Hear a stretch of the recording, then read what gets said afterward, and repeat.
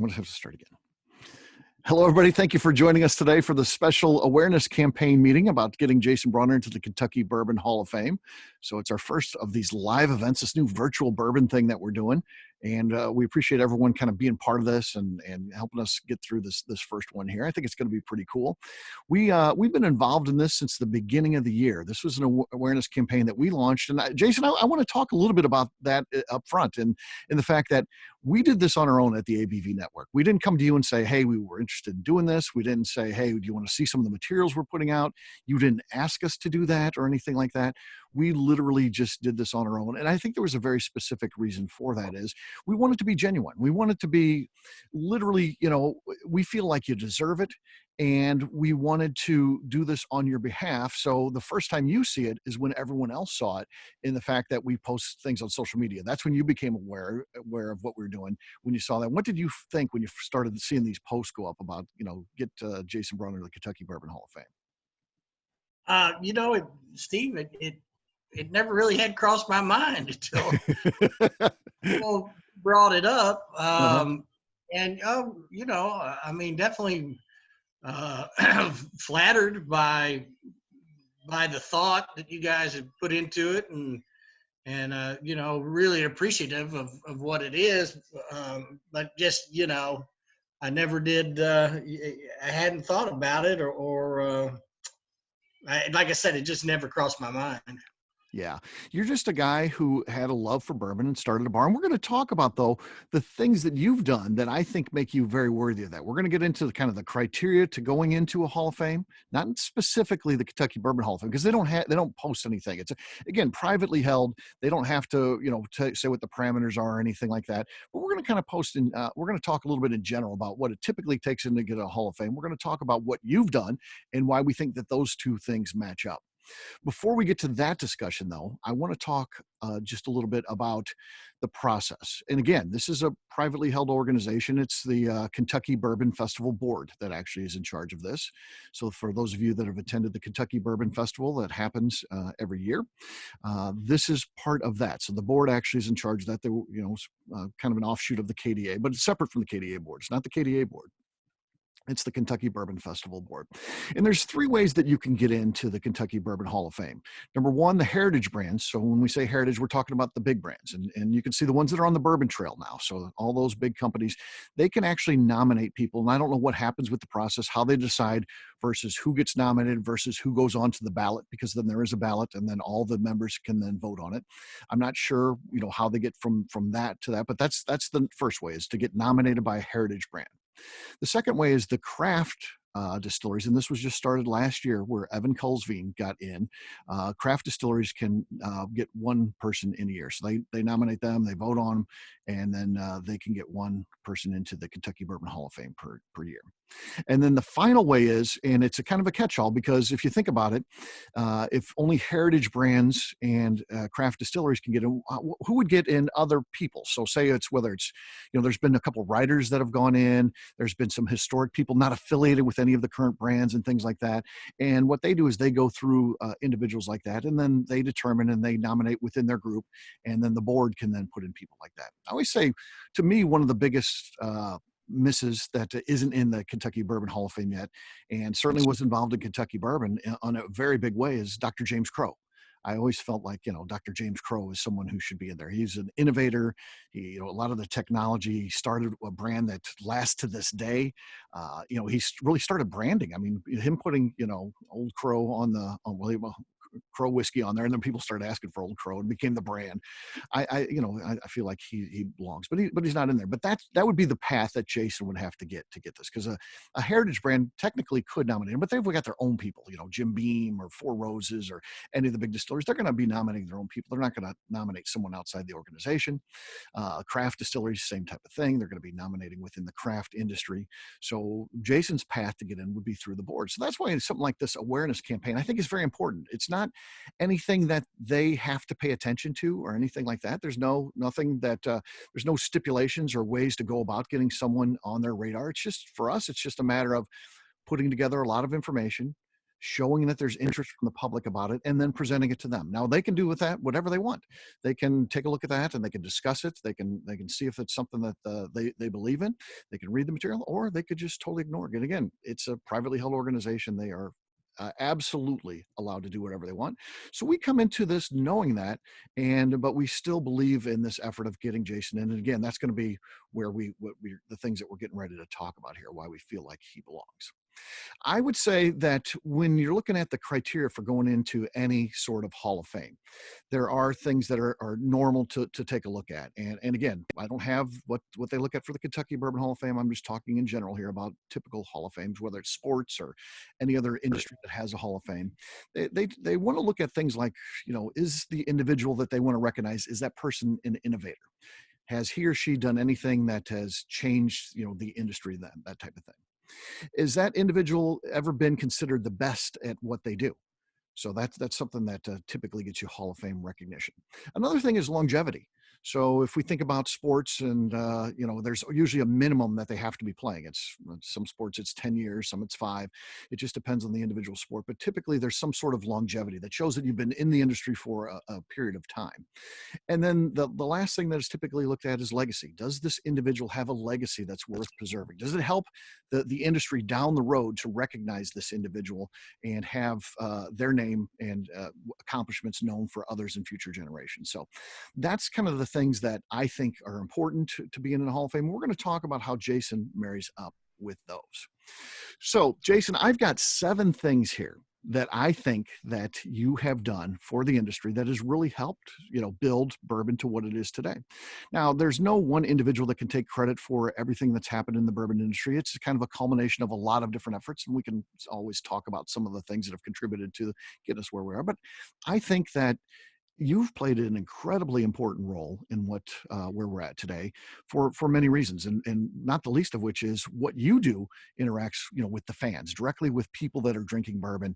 You have the masses come through your place, and we'll get to all that. But I think that there's 7 things here that are really key, and we want to talk about all those. So when you got started, now I've talked to you in the past before about this. In 2001, you came up with the idea, and it takes a while because then you go through and, can we get funding for this? Can we do this? And then you have to get a place, and then the place that you're in involved a major overhaul. You had to redo a lot of it, but you ultimately opened in 2004, and you wanted to open up a bourbon bar, not a whiskey bar, which a whiskey bar is, very popular up before that, but you were really the first person to open up a true whiskey bar, a true bourbon bar, to focus, specifically on bourbon. So tell us a little bit about your thought process in that, why you elected to do a bourbon bar. Well, we opened in 2005. You said 4, but Sorry about that. 2005. we started working on it in 2004. Actually, really got incorporated as Bourbon Steakhouse in 2001. Okay. Decided not to do a steakhouse. That being a bistro, along with the French cooking and the ties to Louisville and French and bourbon and kind of French. I don't know. It just was easier for us, I thought, to do a bistro. Mm-hmm. I'd been in the restaurant business for quite a long time, since I was 21. So it was a pizza joint, and kind of got tired of doing that, and pretty successful at it. But so I thought I'd try my hand at more of a fine dining place, more of an upscale, restaurant. So a friend of mine were sitting around, and we loved bourbon, and we were drinking bourbon, and we knew that 95% of the world's bourbon comes from about 70 miles from where we're sitting. So we decided, we were kicking around names, and just decided to call it Bourbons. Mm-hmm. And once we decided on the name, so it started out more of a restaurant than what it was going to be. Once we decided on the name Bourbons, I thought it was a great backdrop for, Southern food, the kind of cuisine I wanted to do. So then I just really dove in, and by chance, my wife was going through a continuing education pamphlet from Bellarmine College, and saw that there was a bourbon history class. It was actually taught by Mike Veach. Mm-hmm. And so ended up taking the class. It was a several week class, and just completely and totally interested in it with the history and all that, and knew that I didn't know as much as I needed to know to open a restaurant like this and do it correctly. Right. So even after, taking Veach's class and becoming good friends, just really, dive into the history of bourbon and all the research and whatever. Just something that I really enjoyed doing. And the industries in Kentucky, which were, for a long time tobacco and the horse racing industry, both of those have taken a big hit in the past 15, 20 years. And I thought bourbon was undermarketed, and I was already a big fan of bourbon, and I just thought it was undermarketed. And so we were basically out to educate the world about bourbon. That's what I wanted to do. Further, we uh, go back to around that time, my wife and I take a trip to Napa Valley. And, we do the winery thing. Me being in the restaurant business, I knew a little bit about wine. So we go up and do all these, little chateaus and winery tours. And we come across one, and we're talking with a girl, and, she says, "Oh, where y'all from?" And you're from Kentucky. And I guess in California, I've got a pretty heavy accent. You got it everywhere, but Yeah. So it's like, it's not a little where bit you're more. from. I said, Kentucky, we're all about, I don't know how bourbon got brought up, Mm-hmm. but it did. And, that it was just it kind of made me angry that she just, acted like I should have overalls on and bare feet, and my wife should be pregnant, and we shouldn't have any teeth. And so it really she kind of shunned bourbon as being a legitimate drink, Like a lowbrow thing. Yeah. Yeah, it was a total lowbrow type thing. That Mm-hmm. wine is the greatest thing in the world, and that really set me off. I was like, you're just completely uneducated about the subject, Right. we're trying to talk about it, and act like you're so educated about wine and not know any other spirits. I mean, that just kind of aggravated me, and it kind of pushed me further to say, we've got to educate people about this, because this is what people think of us, and I didn't care for it. Right. Yeah. It's hard to even imagine that now. Now we think of all the education that's out there on bourbon and all that's available. And most bourbon fans, that's equal part of what they do. In addition to drinking and enjoying the bourbon, there's all these other aspects, whether you're listening to podcasts or you're reading about them. There's plenty of books. There's information on the internet. There's so much information out there that education's a big part of it. But, back in 2005 and before, it just wasn't that type of information. So yeah, the fact that you recognize that, and you're the first person to put bourbon in a bar or restaurant name, so that's pretty cool too. The fact that now it's commonplace. You go into any town, they've got a bourbon bar that has bourbon in its name. And yeah, you're the first to do that, and I think this is going to play into part of what we're talking about today. Yeah. The second thing that you did right out of the gate too, and again, seems so commonplace now, and you think that, well, it's everybody does this, it's not a big deal. But again, 2005, you open up and you started right out of the gate doing bourbon experiences. And again, this is the norm today, distiller dinners and, events where you bring in people from the distillery, whether it's master distillers or that type of thing. You literally were doing that from the day that you opened in 2005. No one else was doing that. There was no call to bring in distillers and host a dinner and that type of thing. So tell us about what you were doing with that and how you even came up with the idea. Well, I'm not really sure what started the idea. We were obviously looking to drive business on. We used to do our bourbon dinners on a Monday evening. Mm-hmm. So what really drove us to do that, what the spark was, but and maybe it was from some of our distributors, to where they said, okay, well, you can have them come by and talk with some people if that helps out. Say, Fred No, or Jimmy Russell. I mean, Bill Samuels. Yeah. They all ended up Julian coming. Van Winkle. Yeah. Yeah. Yeah, Julian and Preston, and you know, I'm not sure. You know, I'm sure it's probably prompting with our, you know, culinary background, and plus, I didn't know all that I should have about what all these bourbon guys and bourbon people, and so I was like, sure, let's craft a dinner around you know, a 3-course dinner or a 4-course dinner around 4 or 5 different bourbons from a certain distillery, and we would do that.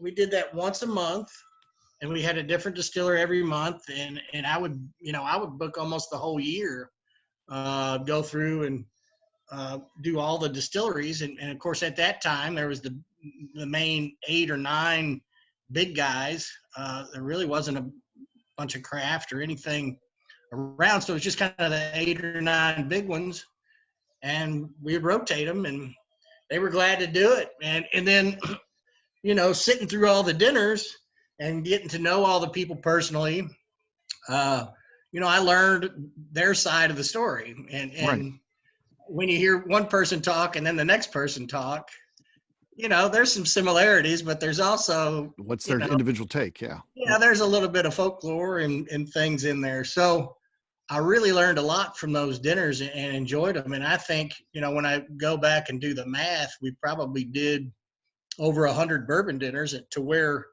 people were just getting tired of doing them. Um, and Yeah. so we stopped doing them. And then maybe a year or two later, all these new bars and new places started picking them up again. So we had done them and stopped doing them before a lot of people actually even started doing them. So Yeah. I don't know. I mean, and we, you know, I love to interact, but you know, all the guys are and gals are so busy now, you know, traveling around here to there, you know, we really don't get the same shake we used to, but Right. it's understandable. Yeah. You know, another thing when we're talking about innovation, and who knows, maybe this happens on its own because it's certainly popular on the wine side beforehand. But what you brought, again, having a wine background and even enjoying that vacation out in California, is another thing that you brought to the table. And again, First Bourbon Bar is bourbon flights. The fact that hey, let's introduce bourbon fans to something a little bit different here. Let's do flights of bourbon, and they can be all paired different ways. Maybe it's a theme by distillery, maybe it's by barrel strength, whatever it is, but you started doing that right away too, correct? We did. We, you know, I kind of, that was a thing that I had taken from the wine industry.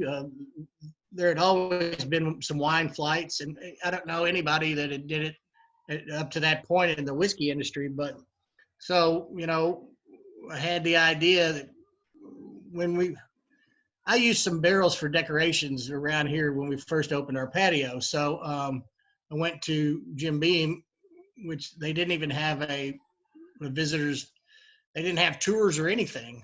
But I picked up a trailer full of barrels, um, brought them back, and my wife's brother actually made flight boards out of them. I told him what I wanted to do, and he's kind of a woodworker and really made some cool flight boards. So they were made out of barrel staves, and it was really cool. And we decided to come up with different themes for flights, and it also kind of took it, you know, it paired with the dinners well. So as well as doing wine flights and doing flights at the dinner, we just kind of decided to offer them, you know, all the time.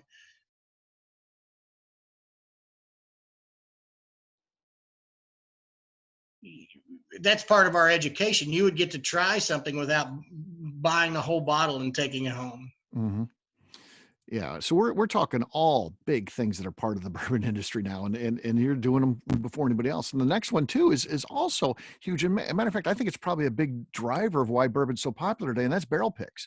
And I've been to the distilleries with you doing these barrel picks, and you were, in many cases, if not the first, you for sure were always the first, you know, restaurant or bar that ever did barrel picks, and that's across the board with all the distilleries. You wanted to start buying barrels before people were bought barrels of bourbon. So tell us about your interest in that and how you got started with that. Did you just pick up the phone? You knew some of these people. Did that lead you to get to the right people at the distillery that could help you buy a barrel when you were trying to do this before it was a thing? Yeah, you know, I guess it was. the first barrel that we did, the first barrel program was a Woodford barrel. Hmm. Um, and that was, Chris was there, and we got to go into the yeast room, and I mean, he really took us through the whole place. It was a great tour and lunch, and but there, if anybody's ever been on their tour, it's actually you pick the two best barrels, and then they put them together, and that becomes your Woodford Right. single. Um, the thing that I did, and to make mine a little bit different as what's on the shelf is, I had them not to chill. I had mine. Uh, I didn't have it chill filtered, Right. and they made a kind of a big deal about it. I was going to partner up um, with a liquor store like I do now, Hmm. and I was going to sell some of it on the shelves under my name, Yep. Bourbon Bistros, try to do a little cross marketing out there. Yep. But Brown Forman wouldn't let me sell it retail because they love the consistency of their product, and this one had been non-chill filtered. And by the way, it was just fabulous. Right. Yeah. I would do blind tastings at the restaurant of my non-chill filtered and their chill filtered, side by side, and 9 times out of 10 they would pick. I would say my Woodford over their Woodford. Right. So Yeah. This recognition that when you're buying a barrel, you're looking for something that's a little bit off the profile. You're not looking for something that tastes exactly what I can just buy a regular bottle. You want something that has a different. So you're trying that right out of the gate. Your first barrel pick, you're trying to change up the rules a little bit. Let's do a non-chill filtered. Oh, yeah, and for so sure. then we did a couple of Buffalo Trace, and then we got to Four Roses, and they were the only distillery, and I think to this day that actually lets you do it barrel proof. Hmm. And I'm a huge fan of barrel strength whiskey just because that's where all the flavor is. You really, I mean, if you've tasted barrel strength bourbon, you know what I'm talking about. So I kind of leaned towards Four Roses there for a long time, and actually we did my 25th barrel from That's there. crazy. Yeah. That's so Um, cool. and hopefully we'll get it, and hopefully we'll get it soon. But so I kind of got away. I do love Buffalo Trace's product, but I kind of got away from it because they were just kind of giving me a 90 proof and putting a sticker on it, And Yeah. so for for for me selling it next to their Buffalo Trace, on the shelves, it wasn't a huge selling point to where I could take a Four Roses and say this is this certain You can't buy recipe. this. Yeah. Yeah. This You is, can't buy yeah. it anywhere, Right. at this certain proof. Um, so I'm trying to get back on Buffalo Trace's barrel list, and that's been difficult. But we've done, like I said, we've done barrels. I've probably been on over 100 barrel picks over the years, and I love doing barrel picks. It's just one of my favorite things to do. So. Yeah. So the next one, number 5 on our list, and this is a very good point too of again why you should be in the Hall of Fame, is the fact that your place is a tourist spot. It makes all the lists, top bourbon bars in the country. You're always in the top 5. You might be as high as number 1, depending on the list that you're looking at. And people come in. That's part of. I want to go to this distillery. This distillery. I got to go to Bourbon's Bistro. So it's part of that. And the good thing about you is you're there every night behind that bar. You're accessible. I see you talking to people from all over the country, and whether they have questions about brands, they just know who you are from just being this famous person in bourbon, or they want to get educated. There's people that come there and they want to talk bourbon. They don't know bourbon. You help do all that and so much more. And I think that's a really important part of this, the fact that it's so many people come through and they look to you and Bourbon's Bistro to help educate them about bourbon. Well, like I said, Steve, from the get go, that's what we were out to do. We were just because of the example that I had said earlier about you know, and that is all over the country. At that time, I mean, even what was really embarrassing to me at one point, our insurance agent took us to the track to Churchill Downs, and this was early on in 2005 when we opened, and he was obviously we're making this relationship, and so we go to the turf club, and I said, well, what kind of bourbons you've got? And our waitress, which was really sweet, but she was Jack Daniels, Southern Comfort, Maker's Mark, Crown Woodford, Royal. yeah, Crown Royal. And I was like, well, those aren't bourbons. Right. And it, I was somewhat embarrassed Hmm. because this is our product. This is Kentucky's product, and horse racing is Kentucky's product. And these people need to be educated about bourbon because we've got people coming from all over the world. Right. So I mean, it was almost embarrassing. So I've tried to, all the staff members we've had, I think, have gotten a pretty good education about bourbon coming through here. We love our staff to be able to talk to people, to give them the level of education that I could give them, or.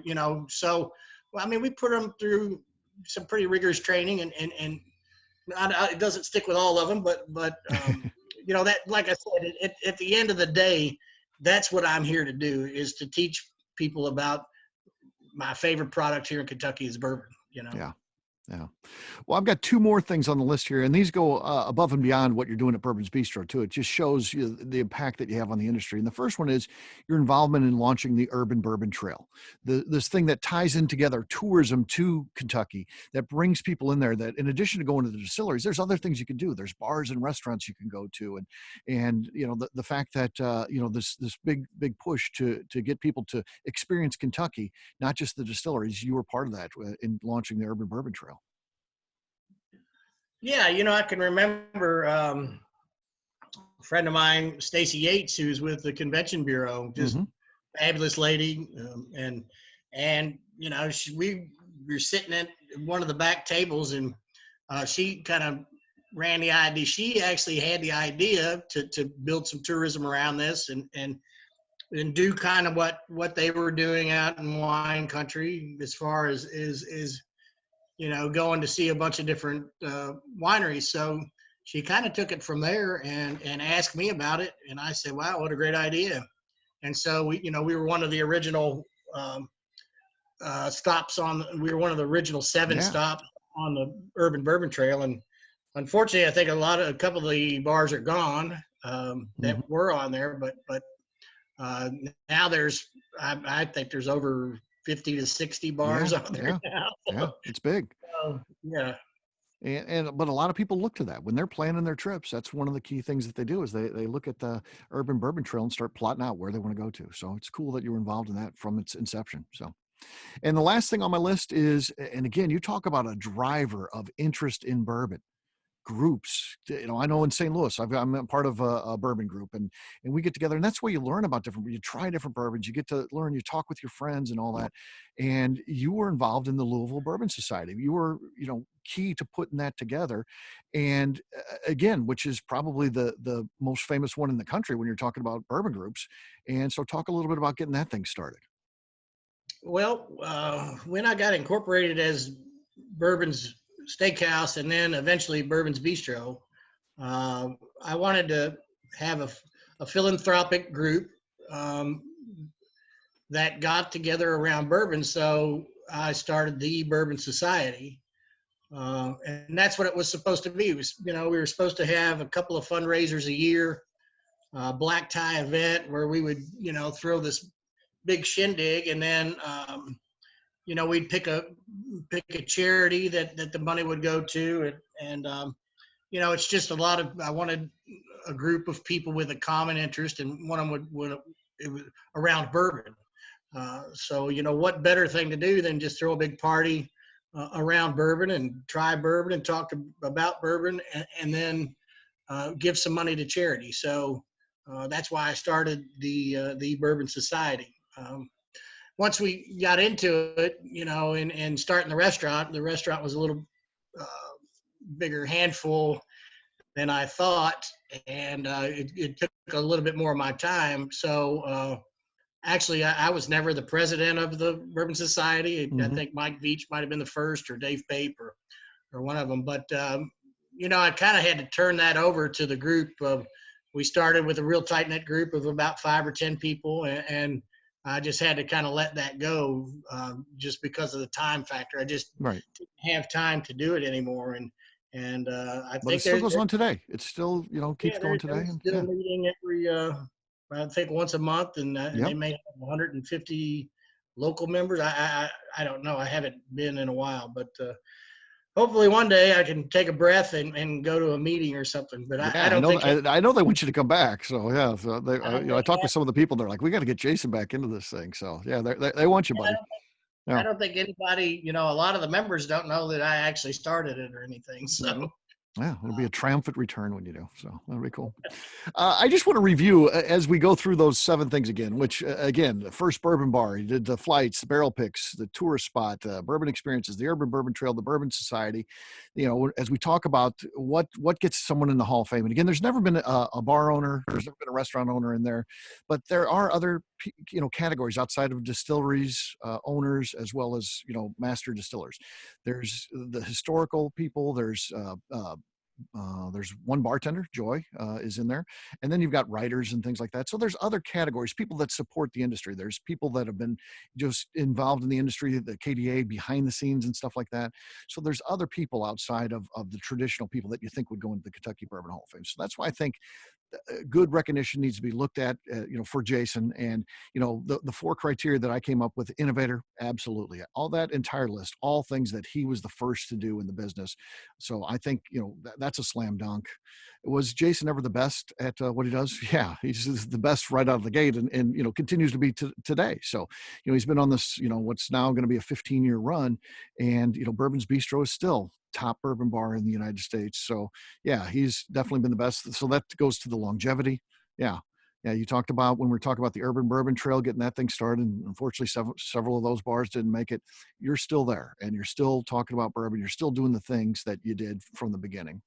And then finally, your legacy, is that worth preserving? And I do think it is. I think that the industry should recognize what you've done, why you've done those things. If they want to foster this great relationship with bourbon bars and continue to build upon that, the fact that they would recognize somebody like you for what you've done, I think is very important to the legacy of the industry. And because so many people are introduced to different bourbons at bourbon bars. And again, it all started with you. I mean, pretty well, cool stuff, right? Let's just put you in the hall right now. well, I appreciate it all that you've done and everything. It just like I said, it never really crossed my mind. I'm not doing this to get in the Hall of Fame. Right, It's just right. You this didn't is what ask for I this. You did not ask for this, this, my friend. We want this. Yeah. this is what I enjoy doing, and a lot of people are coming down the road too. So As they hear I'm this, though, as they hear this, answer me, Jason. Would it mean anything to you to be in the Kentucky Bourbon Hall of Fame? sure. Oh yes, Of course it would. Of course it but would. I You can't, yeah, you can't put your hopes on it because, yeah, it's out of your hands. It's one of those things. But yeah, like I said, growing up, even would you ever think that you'd even be nominated for the Bourbon Hall of Fame or whatever? It was just, I don't know. Yeah, it would be a great honor to do it, definitely. But like I said, that's not why I do it. We did it. When we went into business, rising tide brings all ships up. So mhm, that's what we wanted to do to all these distilleries and just to the category of bourbon is to elevate it to the point to where it should be. right. It should be recognized and should be enjoyed by people. And it's every bit as great a drink as scotch or wine or whatever you want. It's more complex than I think both of those put together once you really, really get into it. So I'm just glad that it worked and it took off and people are learning and enjoying it. Yeah. I absolutely agree with that. And so pleased to call you my friend and hopefully you do make it. And because I just think, well, that would be the party of the century, don't you? We'll There's make it. a party of bourbons, man. I'm going to be there. So yeah, that would be great. Yeah, we'll make it one. And another thing I'd like to say is just what a great industry to be in. Hmm. Yeah. They Yes. they all the distillers they make you feel like your family. Hmm. Yeah, we're going to wrap it up with some questions. Before we get that, there's a couple things I do want to touch on before we lose anybody too, is the fact that you can get involved in this. You can help. We do have a petition out there. If you haven't signed it yet, the easiest way, we've got it all over social media and that, but the easiest way to find it is to go to my website, and that's abvnetwork.com. And it's right on the front page, and it's the first thing that you'll see out there besides the header at the top. The first content right in the middle on abvnetwork.com. You just click on that and just add your name to the list. And it's just something that we want to present to the KDA as well. The fact that that people are interested in this. Right now we're sitting at 524, and I'd love to double that. I'd love to be at 1,000 when we finally do present this to the KDA. So please sign it, share the information, and that certainly would help us. You and I are going to be back together too a week from today, April 9th at 7:30 p.m. And again, talking about innovators, we're doing something fun. We're doing a virtual mystery flight. Those of you that live in Louisville, you have the ability to pick up 3 bourbons marked A, B, and C. And we are going to talk about those. We're going to provide tasting notes, obviously a chance to try to guess what it is. We'll have some fun with it. And that is going to be next Thursday at 7:30. So if you do that, you can head over to my website, abvnetwork.com, hit on virtual, and I'll show you the events, and you can get signed up for that. And there's 2 different ticket offerings. So if you don't live in Louisville, it's okay. It's kind of fun to play along anyway, see what we end up choosing. There's a cheaper ticket for that. We are utilizing that money to give to Jason for his employees. So he's got people he's still got to pay. He's trying to do the best he can in very challenging times. And we're doing these virtual bourbon events, and each has a charitable component to it. The charity for this one is Jason's team. So hopefully, we'll raise a little bit of money that can help out there.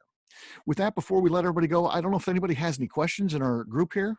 If you do so, you can take your computer off of mute, and we can have you ask Jason any questions you like. Anybody interested? Jason, I mentioned your brand of rye whiskey that you put out. Yeah. Okay. Talk to us about Buzzard's Roost. Well, that doesn't, as far as getting in the Bourbon Hall of Fame, we're not there yet as far as a bourbon yet. But our plan, I do have a rye whiskey out, and a couple of rye whiskeys, and it's called Buzzard's Roost. And we just came out in July of 19, and our second batch is going to hit the shelves Friday. This Friday, tomorrow, I think. Okay. That's going very well. Our plan is eventually to do bourbon. We're sourcing some whiskey, and we've got some pretty cool things we're doing with some barrel innovation, which could be a whole nother show maybe one day, Steve. Yeah. You partnered with Independent Stave, which is cool. Yeah, we're working with those guys, and we're working with MGP, and I think we've got a really great product out there. I'm a big bourbon fan, never was a rye fan, so I made a rye that a bourbon lover would like. Okay. It's very good. Thank you. It is very good. You never could, I never could sit around and sip on ryes, but I think I think we hit the mark here with you can sit around and sip on these ryes, and they've got a nice proof on them, and you can even make some pretty good cocktails out of it. But I'm kind of a traditionalist, so get out there and try it. It's good stuff. Thanks for that mention, Fred. Thank you, Fred. Jason, I have a question. Where are you distributed with your product, your rye? Well, right now we're in the state of Kentucky. We're not in all the shops. I like a lot of the local stuff. We are in Total Wine though, which has been a very helpful to us. Nationally? No, just in the state of Kentucky for now. Okay. So obviously we're going to increase our footprint here in Kentucky as far as being in more shops and more places. Next, what we have on the horizon, we hope, is Chicago is next, I think, and then St. Louis. And I think we're going to work with Steve. And yep. Yeah, I can help you with that. And we'll get you in there. And Total Wine over there in St. Louis. And so we're just going to kind of grow it grassroots like. And hopefully we'll get there. So Chicago, we're in Kentucky, and then hopefully Chicago, and then St. Louis. Yeah, very cool. Anything else? All right. Well, again, my name is Steve Akley. Appreciate you taking time to listen in on this today. And Jason, thank you so much for telling us your story today, my friend. Thank you. One more thing, guys. Yes. I'll see you guys next Thursday to pick up my flight. Heck yeah. Yeah. Oh, yeah. We'll be That's there. going to be a fun event. That's going to be a Absolutely. fun event. So looking forward to All it. right. All right. Thanks, everybody. Take care. Thank you.